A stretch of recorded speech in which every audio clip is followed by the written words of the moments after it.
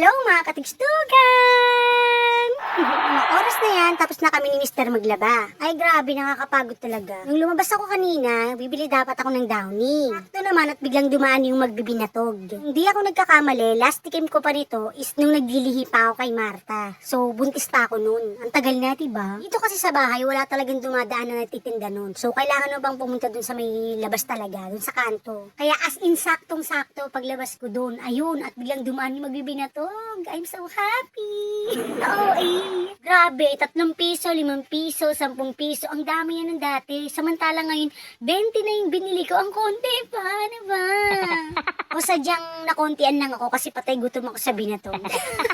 Naalala ko no, nung buntis ako kay Marta, naghahanap talaga ako ng binatog. Kaya lang, walang dumadaan dito. So sabi ni Mister, doon kila nanay may mga dumadaan. So doon kami nagpaabang. Pero kasagsagan nun, wala talaga. As in, walang dumadaan. Kaya nagulat ako nung pumunta dito si nanay sa bahay at nagluto nun. Grabe, ang sarap na miss ko. Thanks, nanay! Si nanay nga pala yung nanay ng aking mister. Tapos, nagpapabili pa ako nun ng condensed milk. Pero this time, ang nilagay ko is napakaraming asin. Yeah, OA ako sa asin. Mahilig ako sa maalat. Kayo din ba? Buti na nga lang at hindi ako nagkakasakit sa bato. Pero nung bata ako, nagkakasakit ako lagi sa bato. Siguro dahil mahilig na ako talagang uminom ng tubig. Hindi na ako masyado sa soft drinks. Pero nag-soft drinks ako dyan. Minsan lang. Pala ginagawa ko na lang. Ano ba? At dahil nakukontian nga ako sa 20 pesos na binatog, ayun at hindi ko na inalok si mister ng binatog. Patay gutom talaga eh, no? Charis! Kaya tuloy, siya na yung nag-insist na tumikim. Kinukuha niya, hindi ko na napapakita sa video, pero kinukuha niya yung kinakain ko.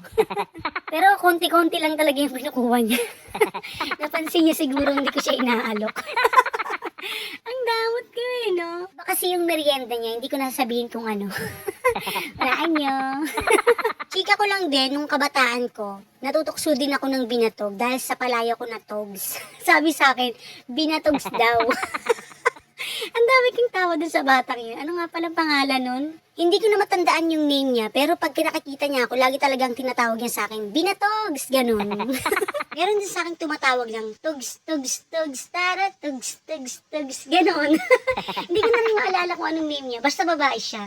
Kasi batang-bata pa kami noon. Namimiss ko nga yung mga kalaro ko nung kabataan ko eh. Meron pa nga kaming palaruan nun eh. Likod bahay siya, pero napakalawak niya. As in, dun kami naglalaro talaga ng mga kalaro ko. Umagang-umaga pa lang, andun na kaming lahat. Kaya nga nakakamiss yung dati, kasi dati, as in laro talaga, talagang gagamit ka ng kamay, katawan, paa.